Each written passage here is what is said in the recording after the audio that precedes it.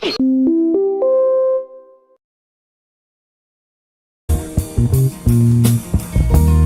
were born before the wind. Good morning, ladies and gentlemen. You're listening to Right Side Up. My name is Mike Taglavia, where this is where we're going to talk about politics and what's going on in your neck of the woods, but we're going to be doing it solo. I'm going to be flying solo today. We've got a number of possible co-hosts, but today all of them are kind of busy, but the show must go on, so I'm going to be doing this alone. We'll see how well it works out. Before I get into some of the discussion and call to action that I'm going to give to our Vermont listeners, I just wanted to see and talk a little bit about the weather, this wonderful Vermont spring weather. As many of you know, springtime in Vermont means snow in some cases. So that's what we had this past weekend. We had a lot of wind. I know to be able to get to the studio this morning, I had to fire up the old chainsaw and cut up a couple trees that had fallen across the driveway to be able to get out. So I'm wondering how many of you had to do the same. How many of you maybe were without electricity for a little while? I was not. As many of you know, I live completely off grid, so I wasn't at the mercy of the cleanup crews trying to put the wires back up on the poles, the utility poles, if any of you lost your power. So as I'm recording now, the weather is beautiful. I think it's almost in the 60s, but a couple of days ago the weather wasn't quite so nice, although we're not very far away from having to see that snow is completely in the rear view. Not completely yet, but it will be in the rear view very quickly. So now I want to get into, like what I said, a call to action. And the first call to action with regard to Vermont listeners is H503. H503 is getting a little bit of traction now in the House in Montpelier. And what H503 is, it refers to the clean truck rule, the advanced clean truck rule, which got enacted. I've got some paperwork here. I'll be able to read when it was enacted. But this H503 statement of purpose of the bill. This bill proposes to delay by 5 years the requirements of the advanced clean truck rule. The rule would apply starting with model year 2031 trucks. An act relating to delaying the requirements of the advanced clean truck rule. So it's very simple. It's going to need to be ironed out in the Transportation Committee. But what this is going to do is delay by 5 years the implementation of the clean truck rule that our legislature, let me see, don't remember, in 2022, Vermont adopted California's low and zero emission vehicle regulations as promulgated by the California Air Resources Board. That's CARB. These regulations require that 35% of all new light-duty vehicles sold in model year 2026 be ZEVs, scaling to 100% by model year 2035. And this, I'm reading from a letter from the Vermont Vermont Vehicle and Automotive Distributors Association. And this is a letter that the Dealers Association sent to Governor Scott looking for some help with regard to this. Now, this bill, H503, has 44 sponsors in the House. It has tripartisan support. And I'm hoping, the reason I'm talking to you, ladies and gentlemen, about this is I'm hoping that our Vermont listeners will get on the phone, call their respective representative and senators, and let them know that you support the delay of this, because what it's going to do is it's going to wind up hurting every vehicle owner in the state. And the reason I say that is because if you like buying a new car every few years or leasing a new car every few years, very soon, if this is not implemented, that option for you is going to go away. Let me just read a little bit more from this letter. VADA, Vermont Vehicle and Auto Distributors Association, is deeply concerned that the implementation of these regulations as currently structured could result in significant economic disruption. While battery electric vehicles are gradually increasing their market share, the rate of adoption required by the new mandates is not feasible under current market conditions. Additionally, the requirement for truck manufacturers, dealers, and customers to transition to battery electric heavy-duty trucks is neither technologically nor economically viable at this time. Now, I don't have the ability to show this on my screen for my video watchers, and I can't obviously show it to my audio watchers, but I'm looking at a pie chart. And new vehicle registrations by fuel type is this pie chart in Vermont of 2024. Gasoline and ethanol vehicles were 72% of registrations in Vermont in 2024. Electric was only 8%. Electric plug-in and gas hybrid was 4%. Let's see, gas electric hybrid 10%. I'm not sure exactly what the difference is. Bioelectric and diesel was 3%, and unknown was 3%. We are not at the point, ladies and gentlemen, where this is economically feasible at this time. We don't have the electric infrastructure. How many of you, I'm curious, how many of you right now who may be listening, whether on podcast or whether on the radio, are living in a home that has a 100 amp service in your home? If you do have a 100 amp service in your home and you're forced to get an electric vehicle because that is your only choice, because that's what this standard, this CARB standard, adopted in 2022, that is set to go into effect in the very near future. If we are forced to go along with this, that everybody who has a 100 amp service in their home would, number one, be forced to have an electrician come in and put a setup in with a separate breaker and a separate plug for your vehicle if you wanted to have any kind of a semi or fast charger. If you wanted a fast charger, you would need to be able to have a dedicated 70 amp, I believe it's a 70 amp breaker, for your vehicle to be charged. Now, if you are in a home that only has a 100 amp breaker, then you probably don't have the ability to put in a 70 amp sub panel and still supply all the electricity to everything else in your home, which means you would need to upgrade your panel. But that doesn't fix it in most cases, because if you only have a 100 amp service, it's going to depend on the service coming in from your road and how the service coming down your road actually looks. Because if you don't have the capacity coming down your road and all of your neighbors are going to need to be doing this as well, that means the utility company is going to need to be adding service all the way down your road, and maybe even for miles coming down your road. And if you're not sure about this, it would probably be a good idea for you to check with your utility company to see if what I'm telling you is actually the case in your situation. But I'll bet that for most of Vermont, which is rural, this is really not a feasible option in the next couple of years, because we don't have the utility infrastructure right now to supply this. I just want to read a little bit more from this letter. Let's see. It says, furthermore, Vermont adopted CARB's Advanced Clean Trucks Act regulation, which applies to medium and heavy-duty trucks. This regulation mandates that 10% of these vehicles be zero emission by 2026, rising to 50% by 2030.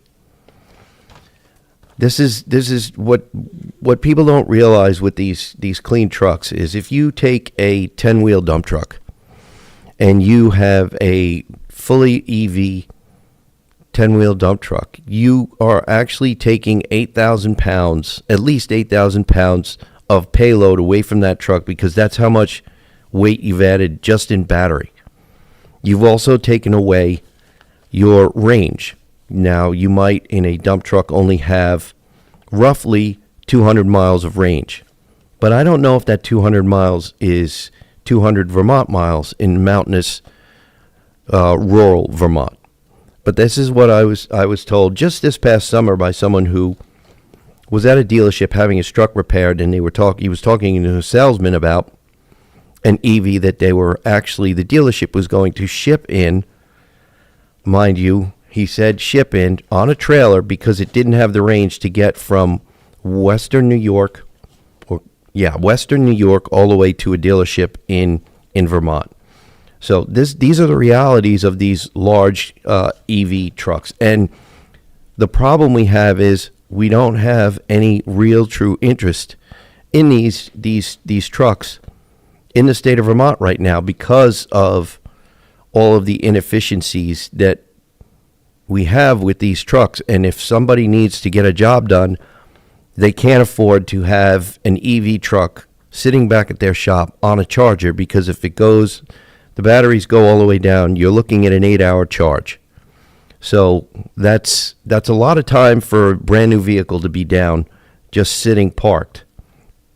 So let me read a little bit more. Inflexible adoption of CARB rules. Vermont's statutory alignment with CARB requires that the state to adopt California's ZEV targets without the ability to adjust for Vermont's unique market conditions. While California retains the authority to revise its regulations, Vermont does not, resulting in a rigid policy framework with potentially severe economic consequences. So these are some of the things that unintended consequences. We've talked about these a lot on the show before. And I think that's one of the things that was really, truly not considered when Vermont adopted this clean truck rule. Do you like your freedom in Vermont? If you do, then this clean truck rule is not for you, and H503 is definitely for you. If you like your independence, you like to be able to get in your vehicle and go and not worry about whether you're going to run out of battery in the middle of the winter, and worry whether you have to decide whether you'd like range for your vehicle or heat, but not both, because these are the realities of some electric vehicles. And if you're not sure about it and you're doubting me, ask some friends who have electric vehicles and ask them to give you real world results that they've had and concerns that they've had, and go back and look at some of the articles and the commentary about electric vehicles during the eclipse, when people came to Vermont to view the eclipse, and when they came with their EVs, many of them got stuck waiting hours and hours online for chargers because there were no chargers to satisfy all the need for these EVs. So this is why I asked, if you like your independence, if you like your freedom, then you're going to like H503. And please get on the horn, get on the phone, find who your legislator is, who your senator is, call the state house, email your legislator, email your senator, and let them know that you are in support of H503. What this does is delays this clean truck rule, and this rule will apply if you like a 3/4 ton truck because you like to haul your lawnmowers, some firewood, maybe tow your horses. The 3/4 ton truck that you're driving will fall under this rule, so you are not exempt from this. This is why I'm calling people out on the radio. This is why I'm trying to wake people up, inform people to what is going on in the legislature right now to try to help people retain their freedom, retain their independence. So H503 is one of those things that we need to be talking to our legislators about, dropping them an email, be polite, leave a call the Sergeant at Arms up in the State House in Montpelier, leave a short message for your legislator to please support H503, the delay of the clean truck rule. So, ladies and gentlemen, we're coming up on a hard break. I just wanted to let you know about that so we can hopefully delay this clean truck rule and retain our independence when it comes to what we drive and where we go. We'll return As we in a sail few minutes. into You're the listening to mystic. Right Side Up. Where that forlorn heart now hear the sailors cry. Smell the sea and feel the sky. Welcome back, ladies and gentlemen. You're listening to Right Side Up. My name is Mike Taglavia. I am flying solo today. All of my co-hosts have other things going on in their lives, so we're going to be doing this just you and me, ladies and gentlemen. So let's get back into it. I wanted to, again, sorry to all of our listeners in New Hampshire. Luckily for you, you have things a little bit better off than we do in Vermont. We're really trying to right the ship here, and I'm trying to bang the pots and pans and keep people informed of what's going on. So I want to get back into some of the goings on up in Montpelier. Sometimes it's shenanigans. Sometimes there's stuff that's going on that's really good, but more often than not, there's some shenanigans that need to be brought to light so that we can keep an eye on what's going on and try to keep people on the straight and narrow if we can. I want to refer to an article. It's a commentary that I found in Vermont Daily Chronicle dated 28 April. It's by Representative Jim Harrison. It says, by the end of the week, it was clear that Senate was moving on a different track from the House and the governor on a couple of major bills. The beginning of some strong winds, not necessarily in the same direction. At his weekly press conference on Wednesday, Governor Scott made it clear that the Senate Appropriations Committee was moving further away from his position on spending with its version of the state budget bill. The Senate committee version increased spending and added at least 10 new positions over the House version of the bill. Now, I just want to stop there. Adding 10 new positions. We've got a pretty tight budget this year. I know we voted on a number of things, trying to keep the budget to what Governor Scott wanted to keep it to so that we would not be looking at massive tax increases. We've had those for the past few years. We're trying to, as best we can, to keep things as easy and simple and pain-free as possible for Vermont taxpayers. So adding 10 new positions is not the direction that the governor really wanted to go. Okay, so that adds more to the budget, adds more to the amount of taxes that we, the people, as taxpayers, need to pay. I'm going to get back into the article.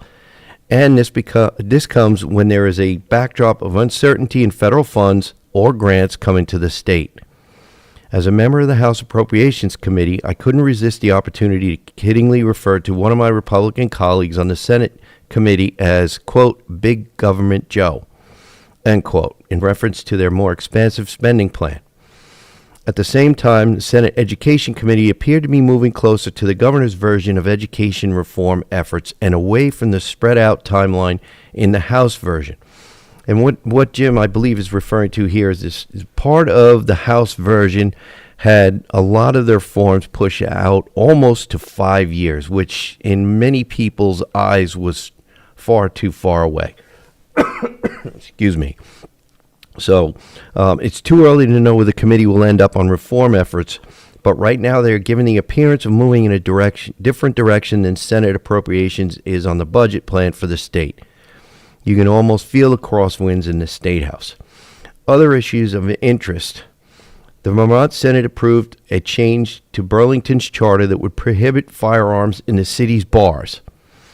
The legislation was approved on a 17-12 vote. The legislature has typically refrained from allowing various communities to enact gun laws that are not uniform statewide. The measure will now move to the House for consideration. So this is one of those things, ladies and gentlemen, on top of H503, you're going to want to be keeping an eye on, because for me personally, when it comes up, I'm a no on this. This is not the way to go. Burlington has made its bed, and I believe Burlington needs to fix it. This should not be dealt with in the legislature. Burlington has created its own crime problem. Burlington has created its own homelessness issue. It has created its own the drug addiction issue, and Burlington needs to fix its own mess. looking to the legislature to fix this is not the way to go. So, in my personal opinion. Getting back to Representative Jim Harrison's op-ed here. Lawmakers are hearing growing concerns over the implementation of the new EV mandates on cars and trucks at Vermont dealerships. This is what we spoke about, H503, in the earlier segment. Vermont followed California's lead in 2022 and adopted a zero-emission vehicle mandate, ZEV. It requires 35% of new vehicles in 2026 to be EVs and increases to 100% by 2035.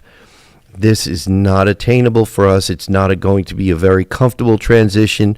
This is going to be very, very upsetting to a lot of people. This is why I spent a whole segment in the beginning of the show, ladies and gentlemen. This is really not the way Vermont needs to be going right now. We need to remain our freedom and our independence when it comes to which kind of vehicles we choose to use, because Vermont, both utility-wise and because of our harsh winters, is not ready for 100% electric vehicles. So just keep an eye on that one also. Moving on. The Community and Housing Infrastructure Program, CHIP, CHIP, proposal to help communities finance infrastructure such as water and sewer for new housing developments is garnering attention. CHIP is often seen as a small-scale version of the state's Limited Tax Increment Finance Program, TIF, TIF, being utilized in Killington currently and planned for downtown Rutland. S-127 would allow borrowing against the future tax revenue of the new development for the necessary infrastructure. Those of you in rural Vermont, I'd like you to try to pay close attention to this S-27. S-27 came out of the Senate. That's why it's an S bill. It's in the House right now. It is being considered in committee, but you want to keep an eye on it. With respect to rural Vermonters, last session, there was so-called reform to Act 250, but basically what the reform was, making it easier for larger towns and cities and population centers for building and infrastructure, and it really basically did nothing to make things easier for rural Vermont to be, and people living in rural Vermont or people who wanted to build in rural Vermont. It didn't make things much easier. And this CHIP program could turn out to be the same if there are not provisions within the CHIP program that remained.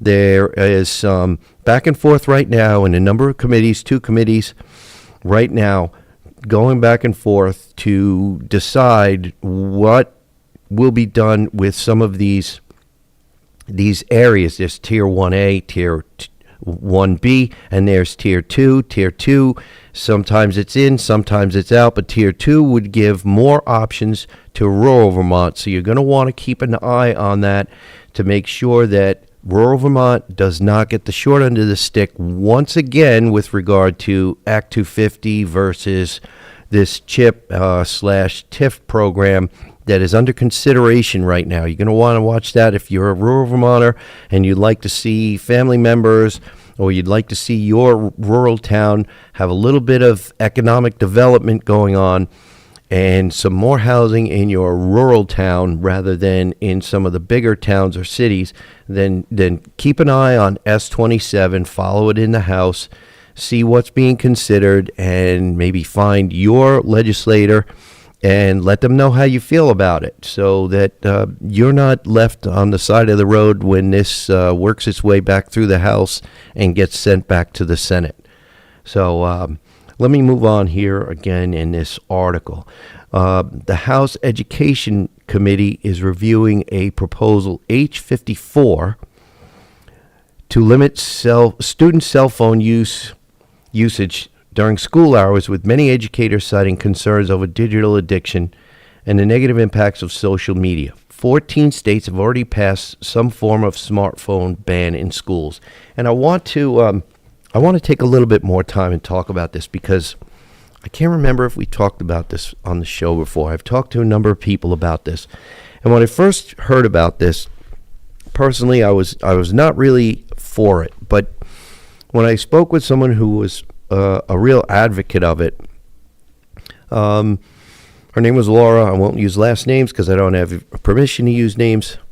But anyway, she basically had me convinced after we spoke for a short period of time. She talked about what law enforcement's view was and how cell phones with youngsters in school, if there is ever a problem in the school, people flooding the phone lines or the airwaves and Wi-Fi with all of their phone calls tends to jam up the system, and it makes it harder for law enforcement to communicate. And a lot of times there is a lot of misinformation or misleading information that's getting out to parents, which is really not helping the situation, and in some instances could actually make the situation worse.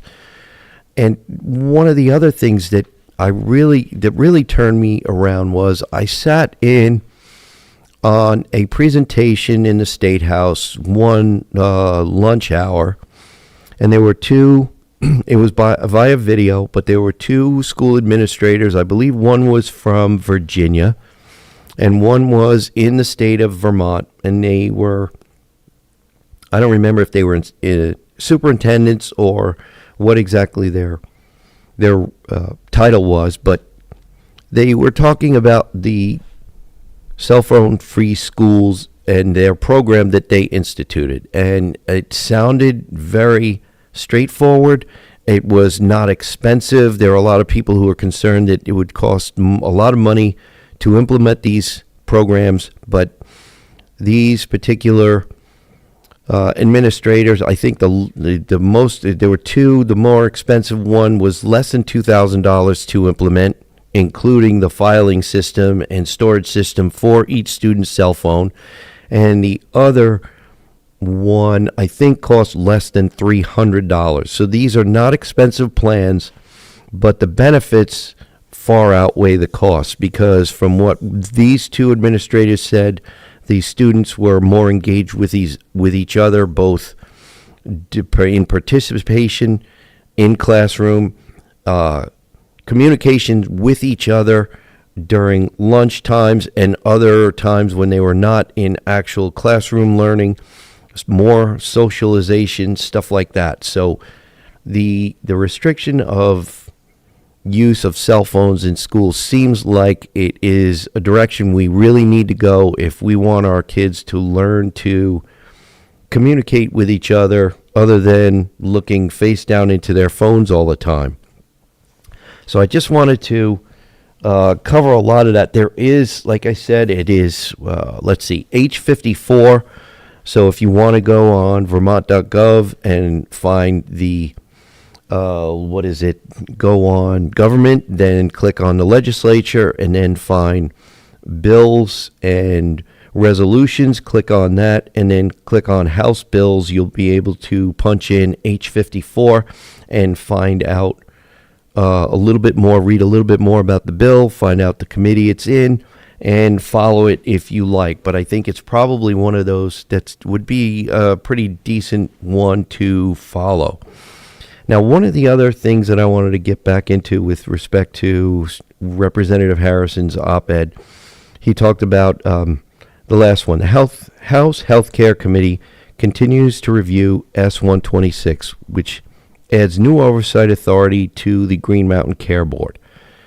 With some healthcare facilities struggling financially and the state's largest insurer, Blue Cross Blue Shield of Vermont, losing money, there is wide agreement that some things need to change. Healthcare rates are expected to increase once again by double digits. So that's another one. What have we got? S-126. S-126 is one that you want to follow. I know I've had numerous people talk to me with regard to the Green Mountain Care Board and their decision to try to close some facilities and what it was going to do with people, some getting transferred to other facilities, some losing their jobs. So this S-126 is another one to be watching. so that you can make sure that, in I personally don't think that closing facilities is the way to go, but we'll have to see what comes of this S-126. And unfortunately, ladies and gentlemen, we have come to the end of another segment, so we will have to continue this in a couple of minutes. You're listening to Right Side Up. And where that foghorn blows, I will be coming home.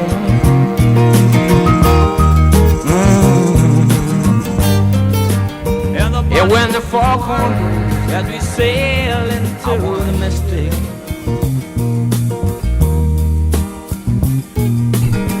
I can now hear the sailors cry.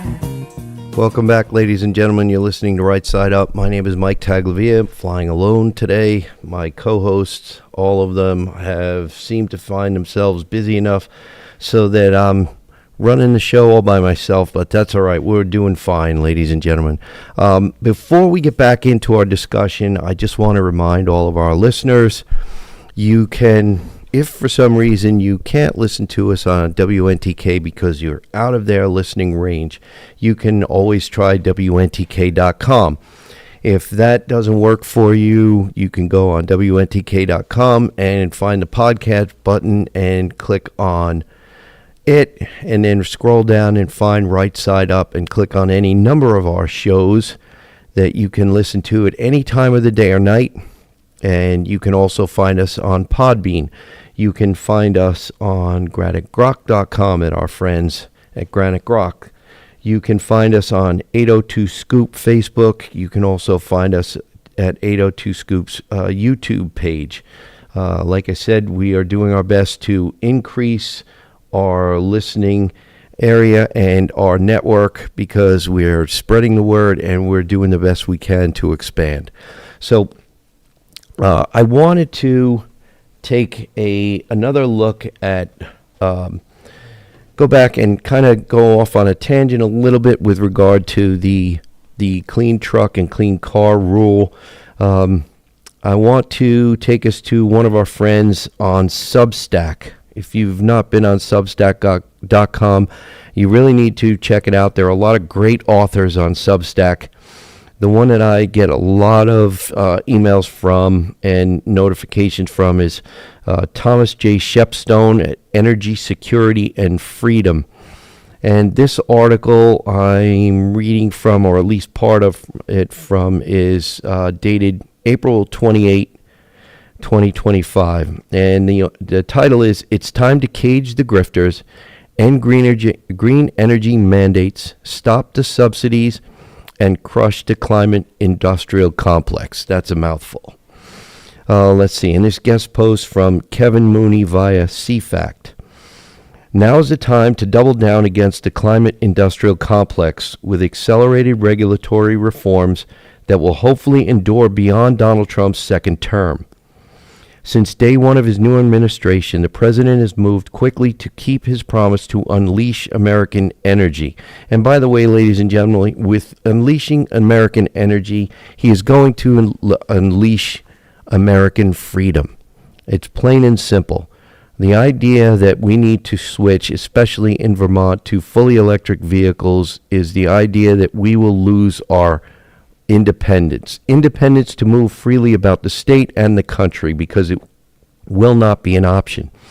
And if you doubt me, please look at California. Even during the summertime when it's hot and they cannot produce enough electricity, the governor there has said numerous times, please don't charge your vehicles because we're having brownouts. We can't keep everybody's home cool enough. So it's going to happen here if we are unlucky enough to allow them to force that on us. Getting back to the article, this means unraveling climate policies based on specious, unscientific findings that reached an apex with whatever leftist committee was in charge of the Biden White House. The American Energy Alliance, a Washington-based free market advocacy group, has put together a list of 50 actions the Trump administration and congressional Republicans have taken to maximize America's energy potential. Some of the more significant items include EPA Administrator Lee Zeldin's decision to revisit the phony 2009 endangerment finding that identified CO2 as a pollutant. The finding came in the aftermath of the U.S. Supreme Court 2007 ruling in Massachusetts v. EPA, where the High Court determined that the agency had the authority to regulate the greenhouse gases under the Clean Air Act. The ruling opened the way for the Obama and Biden administrations to lock in a long list of regulations restricting American energy.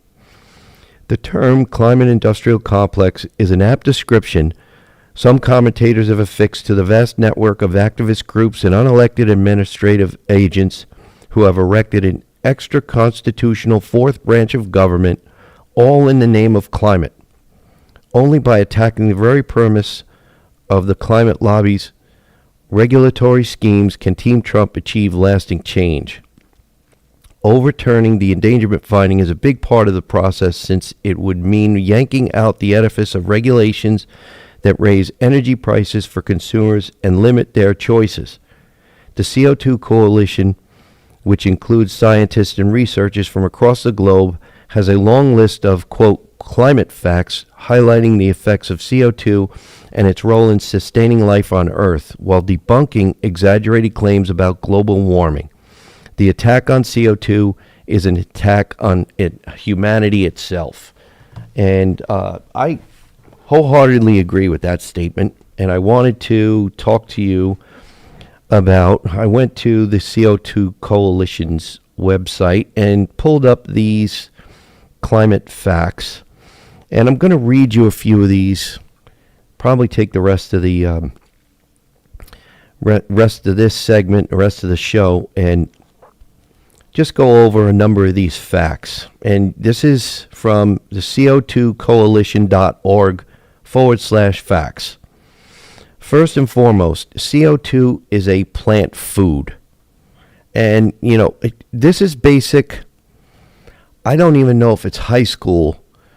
This is something that we learned, I think, even in intermediate school science. CO2 feeds plants, and in return, we breathe out CO2, and in return, the plants give us oxygen. Let's see. Fact number 2. The warming effect of each molecule of CO2 declines as concentration increases. So the idea that CO2 causes global warming is a fallacy. You get temperature increase, then you get CO2 increase.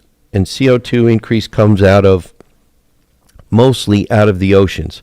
And this is something that you can find in numerous places, in numerous very well respected places on the internet. You just need to know how to do a little bit of research. That's one of the reasons why I quote articles and I tell all of my listeners where we find this stuff, so you can go out, you, our listeners, can go out and find this stuff on your own and take the time and dig deeper, so when you have a discussion about this with someone else, you can bring the facts to them as well. So let's see. Fact number 3. 140 million year trend of dangerously decreasing CO2.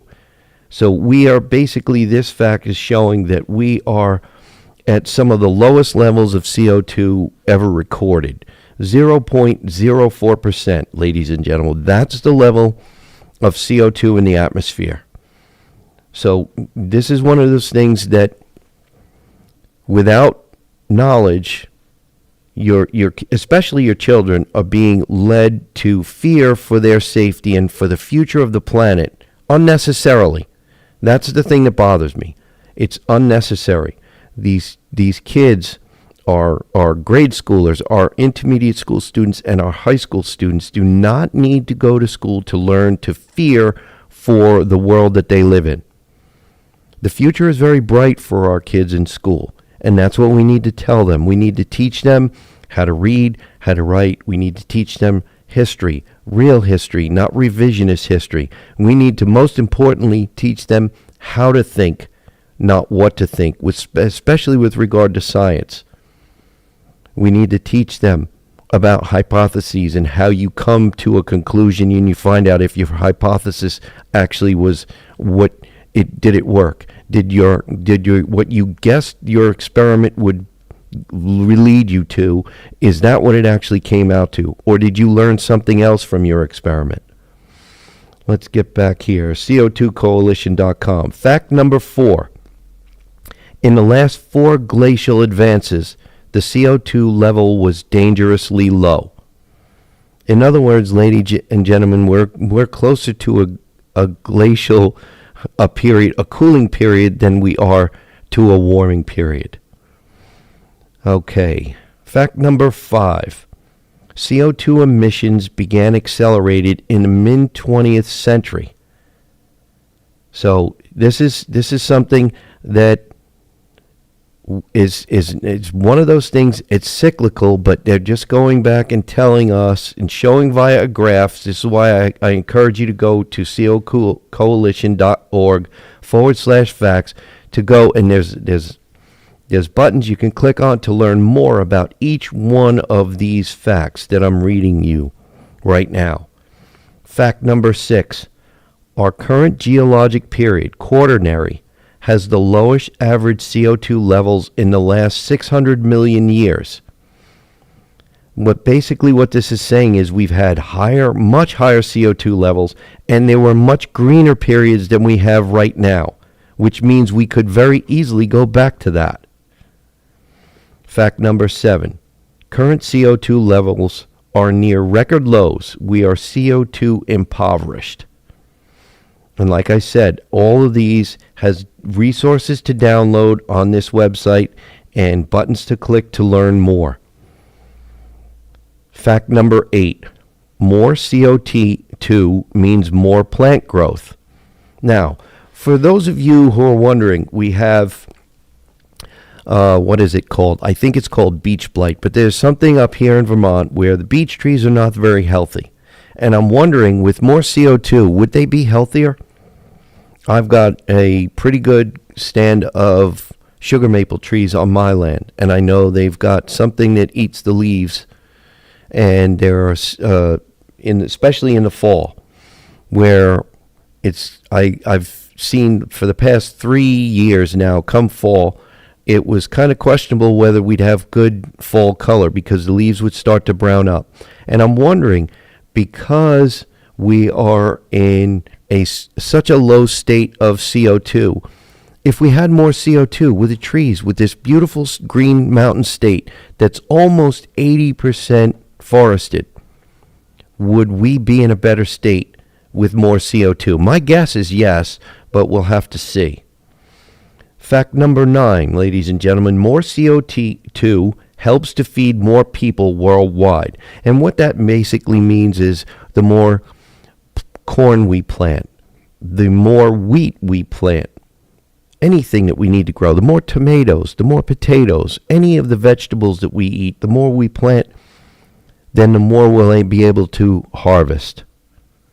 So it's just very, very simple. And this is basic, mostly basic high school science that those of us who are or my age and maybe 5 years younger, and I know people who are my age and older. I'm 61. Any of you wondering how old I am?